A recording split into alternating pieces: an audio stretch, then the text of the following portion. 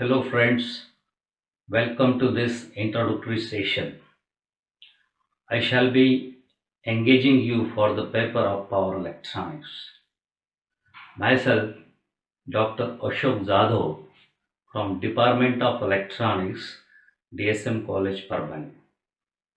During this session, you'll understand what is the meaning of electronics, what is the meaning of power, meaning of control, and of course, meaning of power electronics.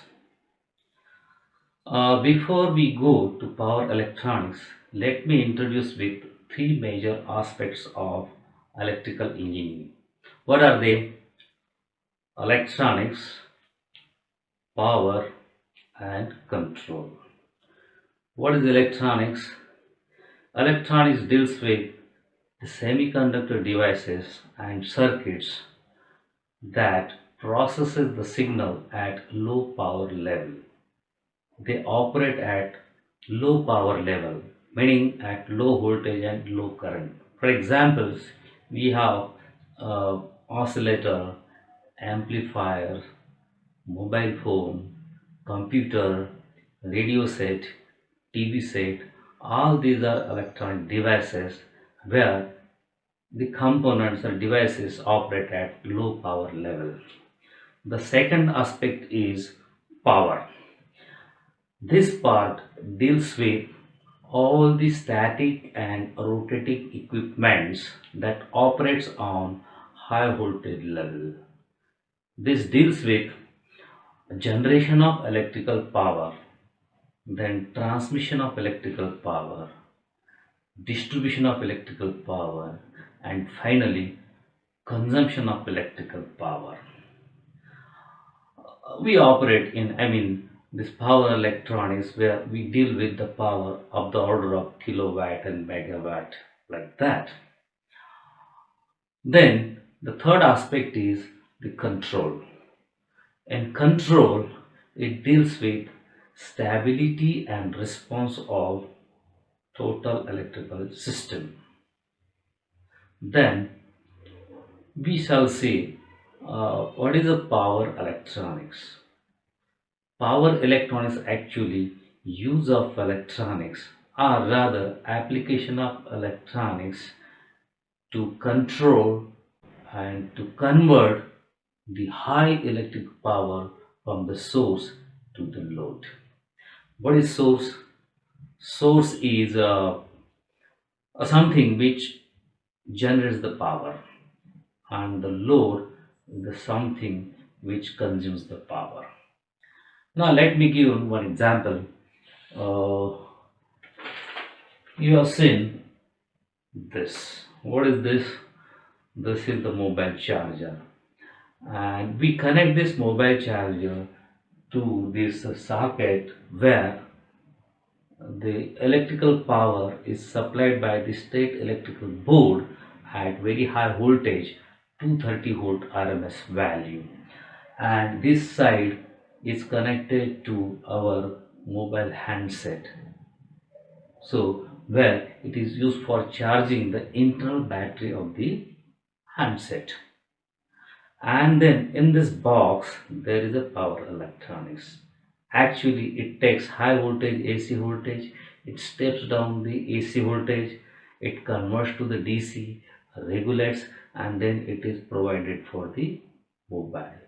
So this is a power electronic device. Or you can have this example also. What is this?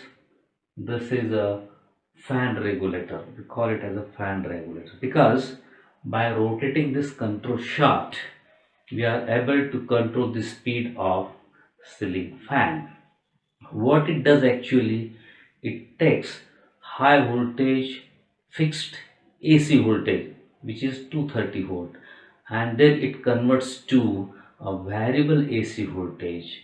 So when you change it, the output changes, and thereby the speed of the fan can be controlled. And what is the beauty of this device? It converts this voltage to voltage, of course, but without much power loss. Then There is a question, why do we convert power at all? Why we need conversion of power? As just we have discussed, there are so many devices that we use in television, computer, and other delicate components, delicate devices. These devices operates at low DC voltage level, maybe 12 volt, maybe 5 volt, like that. Whereas domestic power supply is available AC, and it is about 230 volt.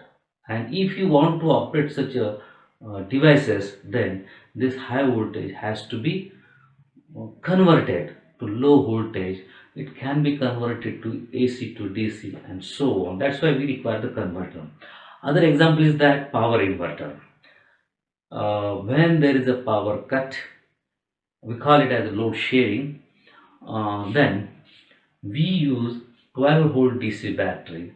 This voltage is applied to the power inverter, and this circuit converts this to high voltage AC, that is 230 volt RMS. So it is a DC to AC converter. For all such things we require converters. Then question arises, why we are studying power electronics? What is the need of power electronics? Let me consider one example of thermal power station. We have thermal power station at Parari. We have thermal power station at say Nagpur. What we do there? We burn coal. This coal, after burning, generates heat energy. This heat heats the water, and we get steam. This pressurized steam rotates the turbine. Mean turbine convert this heat energy into electrical energy, sorry, thermal energy into mechanical energy. This turbine then drives the generator set. The generator set converts this mechanical energy into electric energy. So during this process, from coal to the turbine, about 65% energy gets lost. Now remaining 35% gets converted to electrical power. Then this electrical energy or the power generated is transmitted over a long transmission lines of hundreds of kilometers.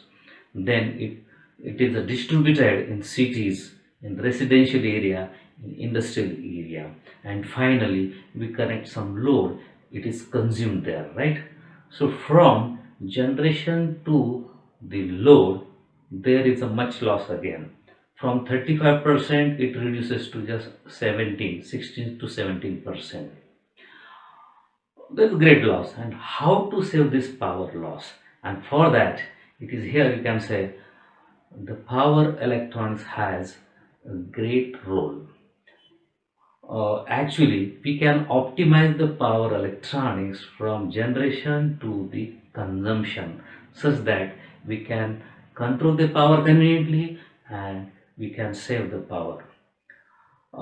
Even if we could just save 1% of electric power, you think of on national level, we generate and consume power in gigawatt. And just imagine 1% of gigawatt is a very substantial amount, and that's why we have to study power electronics. And so, by studying power electronics, we can save a large amount of power. It relates to interaction between source and the loads. Just we have defined that what is the source, the something which generates the electrical power, and what is the load, the something that consumes the power. The power electronics relates with thyristor circuits, its designing, and its role in power control. In this course, power electronics course, we are going to study several semiconductor devices, that is SCR, it is a silicon controlled rectifier, DIAC, TRAC, power MOSFET, their structure, their characteristics, their operation. And later on, we'll be studying some application circuits. With this, I'll stop this introduction. But before leaving, uh, If you have any queries, suggestion, please put them in comment box so that we can discuss, we can sort out, and every student will get benefited out of that. All I want is that every student should have a powerful understanding of power electronics. Bye.